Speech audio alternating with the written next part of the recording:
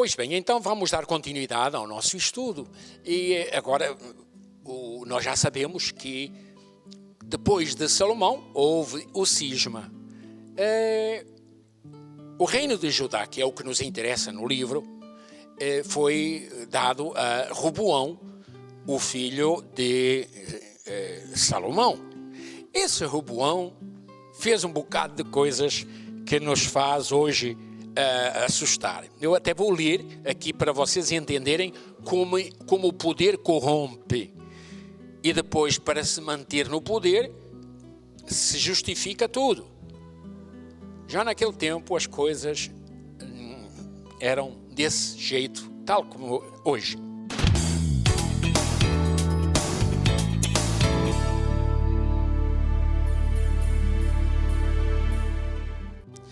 Roboão se casou com uma senhora e tal. Os filhos que ele lhe deu eram tantos. Amava a sua esposa mais que todos, muito bem.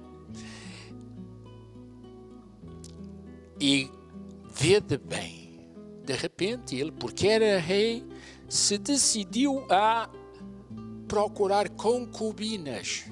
Ora, o que é uma concubina? É uma mulher que é colocada na família para fazer sexo com o rei, com a permissão da esposa, porque a esposa, coitada, ela está debaixo da ordem do rei e tem que obedecer ao que o rei quer. Quantas concubinas tinha o filho de Salomão? Pois aqui está, é o capítulo 11, nos diz. Ele tinha 18 mulheres e 60 concubinas. Nasceram-lhe 28 filhos e 60 filhas. Olha o que vai acontecer. Para manter a paz, os filhos receberam a responsabilidade de serem prefeitos nas cidades de Judá. Então não era esse negócio de colocar eleições, era eu vou colocar quem é da minha família. Hoje nós diríamos isso é nepotismo. Ele dizia, não, são pessoas da minha família porque eu tenho confiança nelas. Mas dava um cargo importante e era uma maravilha. Ora, quando tudo se consolidou, o nosso rei abandonou a lei do Senhor e todo Israel abandonou a lei do Senhor com ele. E aconteceu no 5º ano do reinado do Roboão que o rei do Egito subiu para atacar Jerusalém. Vede? Quando as coisas começam a fugir demais do rumo, Deus intervém mandando uma liçãozinha, um puxão de orelhas. E lá vai o pobre do rapaz. E ele apareceu com 1.200 carros e 60.000 militares. Bom, já podeis imaginar a tragédia, a liçãozinha que Deus vai dar a esse homem. No fim do reinado, olha o que diz a Bíblia, agora no capítulo 12. O rei Roboão firmou-se no poder em Jerusalém e tinha 41 anos quando começou a reinar e reinou 17 anos. E ele praticou o mal, porque não se preocupou muito em estar unido ao Senhor. Ora, se praticou o mal e não estava unido ao Senhor, já podemos esperar que ele tenha sido morto violentamente. E é o que aconteceu. E então vem Abias, o seu sucessor, e depois tem um Asa. Asa é o nome de um homem, rei de Judá, e por aí vai. Aí vai haver uma reforma religiosa, porque houve realmente desmandos, e vai aparecer uma... Eu já agora não tenho a certeza qual é o capítulo, mas o rei mandou dar aulas de religião em todas as cidades. O rei, para recuperar a fidelidade a Javé e que o povo esquecesse os deuses que essas concubinas trouxeram para Israel, fez com que todo mundo voltasse a aprender os 10 mandamentos. Era catequese obrigatória nas escolas, em todo lugar. Nas escolas não, era nos povoados. E aí é que nem a catequese permanente hoje. Era crianças, jovens, adultos, idosos, todos juntos, e eram catequizados na lei de Deus. Ok?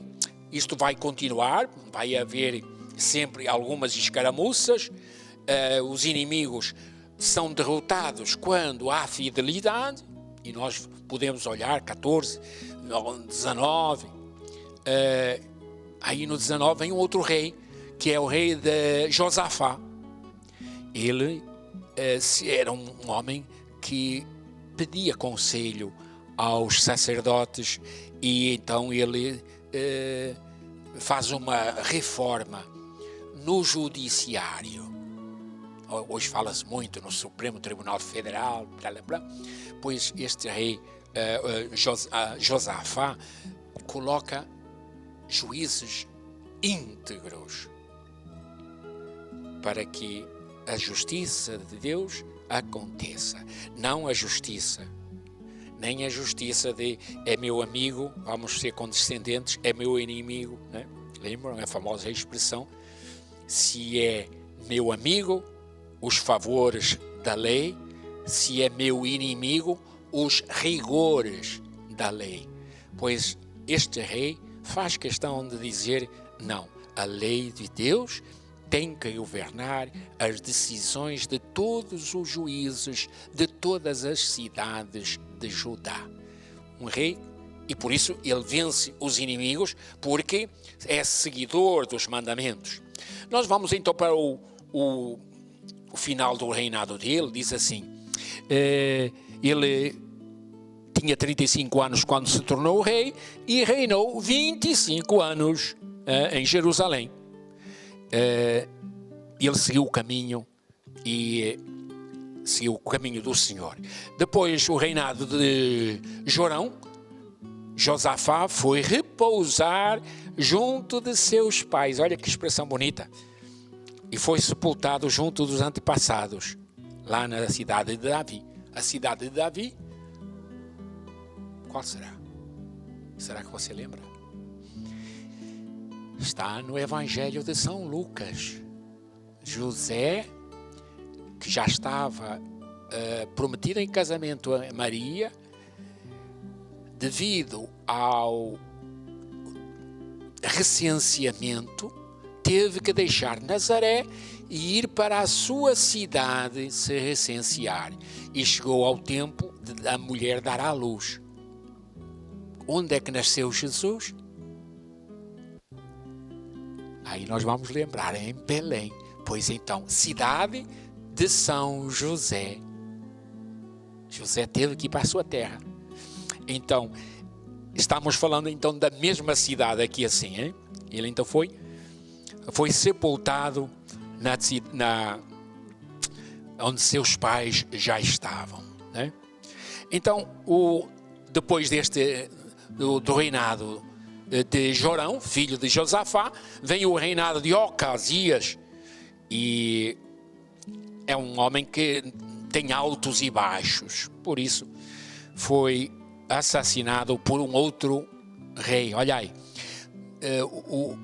Ocasias partiu com Jorão, filho de Acabe, para fazer guerra. Às vezes eles entram em guerra e aí eles mencionam o Reino do Norte. Quando há parceria na malandragem contra um outro inimigo, eles mencionam o reino de Israel, mas normalmente não se toca nesse reino. Mas aqui sim. Então vem esta história de assassinato, depois vem o rei foi assassinado, era muito jovem e não seguia a lei de Deus. Vem a mãe dele como rainha por um tempinho, mas ela, como não seguia a lei de Deus, também foi morta. Só não foi morta no templo. Ela estava lá no templo para que as pessoas lhe dessem uma salva de palmas, achando que e os do templo já diziam: esta mulher não é fiel a Javé, nós não queremos ela de jeito nenhum, ela é uma estrangeira, temos que dar fim nela. E já queriam matá-la no templo, mas os sacerdotes é que disseram: aqui não. Nós lembramos que uma vez aqui na nossa paróquia também houve uma morte de alguém no terreno da paróquia e deu uma confusão terrível. E por quê? Porque em terreno da paróquia o coordenador não pode permitir uma coisa dessa se está dentro do seu poder, fazer com que uma briga caia fora, seja fora. Se vocês querem brigar, fora do recinto da igreja. Isso é um coordenador que sabe levar as coisas a sério. E também, então, foi assim que aconteceu com essa Atália. Ela decretaram a morte dela, mas disseram: não, nas imediações do templo não, lá fora. Apesar de que ela não prestava, havia sempre o respeito pelo sagrado. Então, o templo e o seu recinto à volta era sagrado. Então, fora, façam o que quiser, mas é longe, para não profanar um lugar santo. E então, vem um novo rei, vem o Joiada. Joiada é um outro sacerdote que toma um pouco do poder para colocar as coisas de novo na linha, e é esse sacerdote que prepara um outro rei que vai ser fiel a Javé e colocar os mandamentos da lei de Deus, né? Então vem também aí umas escaramuças. Vamos para o capítulo 25, o reinado de Amazias. Aos 25 anos ele reinou em Jerusalém por 29. Então já sabemos, se tem muitos anos é porque ele se comportou bem. O único que tem muitos anos e que se comportou mal, já falei com vocês, é o Manassés. Mas isso é porque ele se arrependeu de toda a malandragem que fez ao longo da vida, nos últimos dias de sua existência, ok? Então, Amazias faz guerra e ganha, porque está com Deus, ou pelo menos tenta colocar a lei de Deus na sua conduta e na conduta do povo durante o seu reinado. Pois quem quiser ler no capítulo 26, tem uma passagem interessante em que a pessoa se gosta de se exibir e tal, e achando que, então Deus, para fazer ele baixar a bola, lhe dá uma doença contagiosa chamada hanseníase. E aí já há uma mudança. Quem quiser pode ler, no capítulo 26, a partir do versículo 16. Então depois vem o reinado de Joatão. Bom, olha como tinha 25 anos, portanto era um jovem, não é? A maioria dos reis são jovens, não são pessoas idosas. E reinou 16 anos em Jerusalém. Portanto, é um bocado de tempo, mas também não mas 16 anos já é considerado uma pessoa que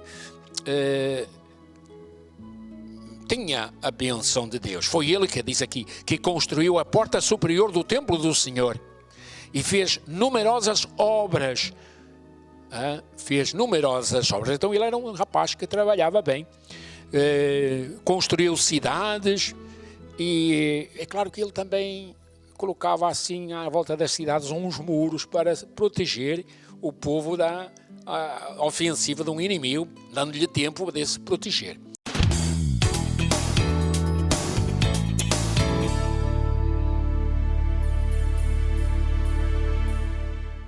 Então estamos ainda aproximando-nos do fim do Reino do Sul, mas ainda tem gente boa. Depois Acaz tinha 20 anos, de novo um jovem, 20 anos, quando começou a reinar, e 16 anos ele reinou em Jerusalém. Não fez o que agradava ao Senhor. Seguiu o exemplo dos reis de Israel, inclusive mandou fazer imagens de metal fundido em honra dos Baals. Aí já está o fim Então, insucessos militares. Quando ele é infiel a Javé e promove o culto de outros deuses, a mão de Deus fica fora da proteção. Ou melhor, a proteção de Deus fica fora desse rei e desse povo. E aí, o povo é que sofre, devido às infidelidades de seus governantes. E então, há uma humilhação de todo o povo. Então vem Ezequias, um rei que purifica o templo. Há uma avacalhação, e agora vem Ezequias para dizer, vamos mudar. Então vendo que na história havia sempre essa dupla atitude. Fidelidade a Javé, que se traduzia em bênção, em proteção.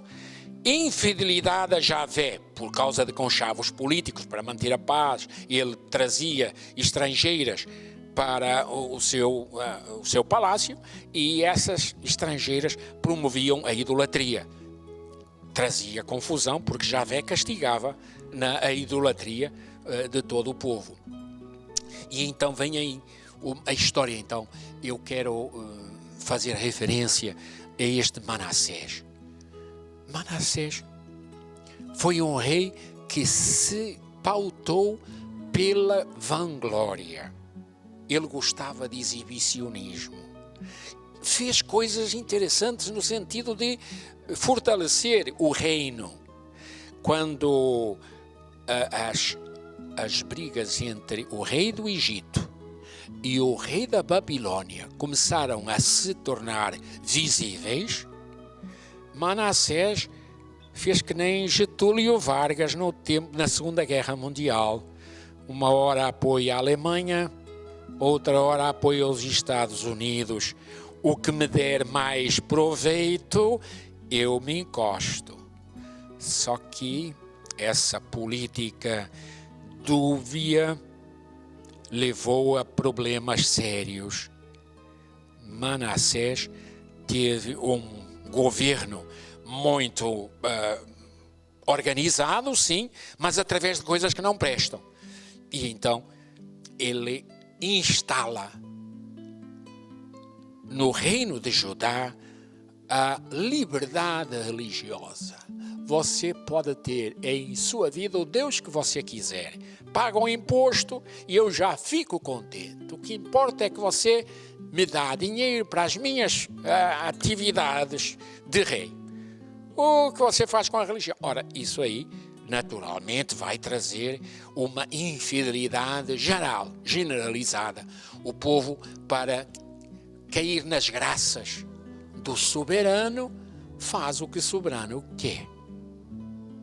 E não estamos falando no Bolsonaro, porque o Bolsonaro só tem 20% da população. Aqui, Manassés, ele consegue 80% da população de fazer o que ele quer. Só as tribos mais próximas de Levi, a classe sacerdotal, e os levitas, é que mantêm a fidelidade e têm a coragem de dizer: eu vou continuar servindo a Javé. Não vou atrás de honras. Se ter honra significa renunciar à minha fé. Não quero honras à custa da idolatria. Então foi essa a realidade. E é por isso que no fim do reino dele, apesar de toda a prosperidade, ele foi jogado fora. E naturalmente, se foi jogado fora, não foi com a bênção de Deus. Vem então o outro rei que vale a pena falarmos um pouquinho dele. E eu vou escrever o nome dele, porque é um rei importante.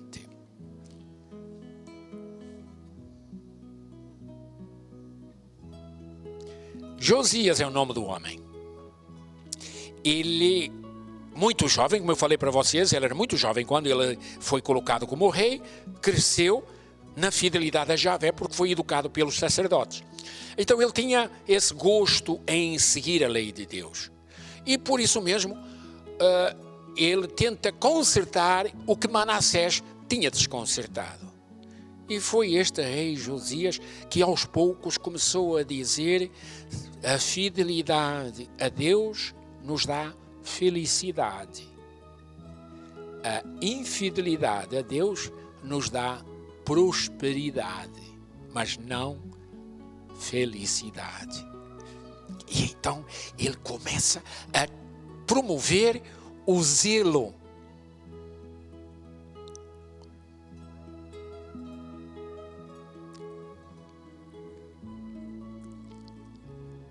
O zelo pela casa de Deus.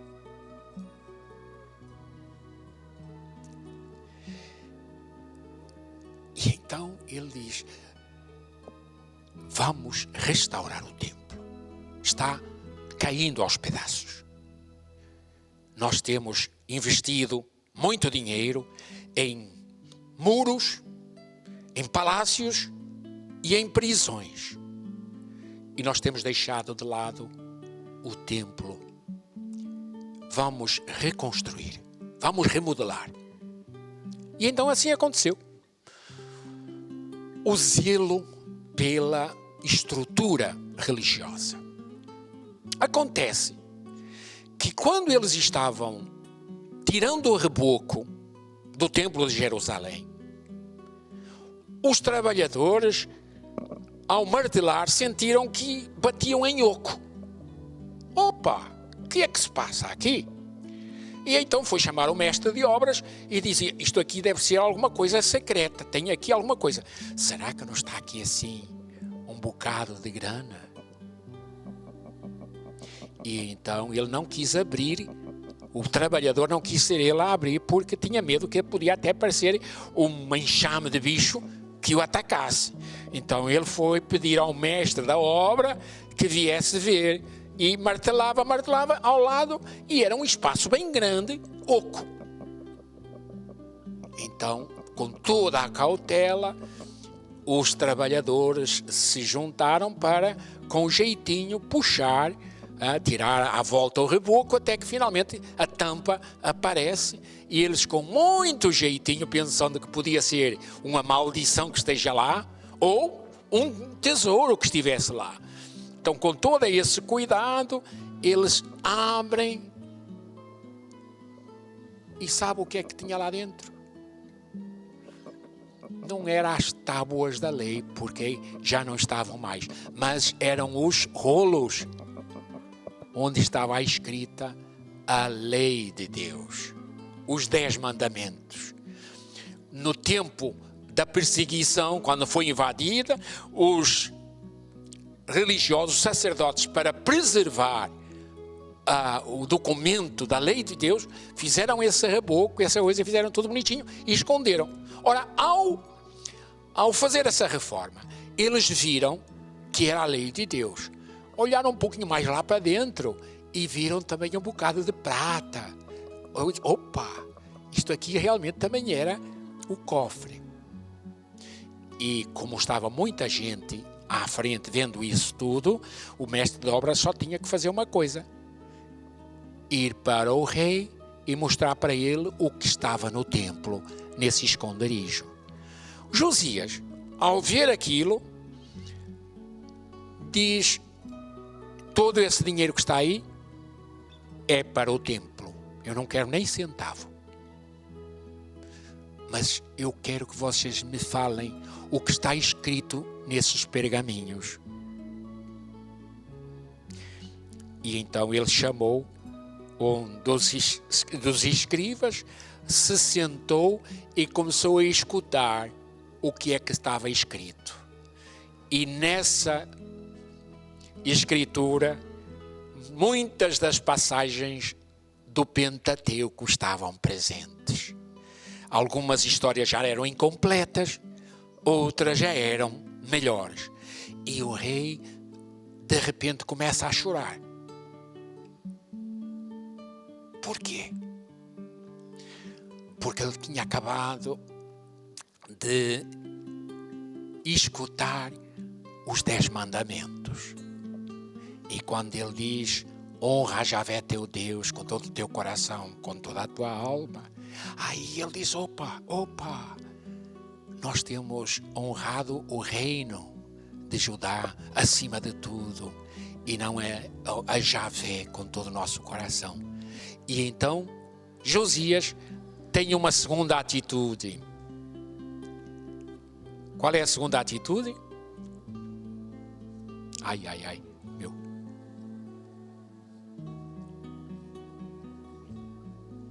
Não pela casa, mas pela lei de Deus. Zelo. Agora não é por coisa física, não é pela igreja local de culto, mas pela lei de Deus. E então ele faz uma reforma em todos os administradores, todos os prefeitos.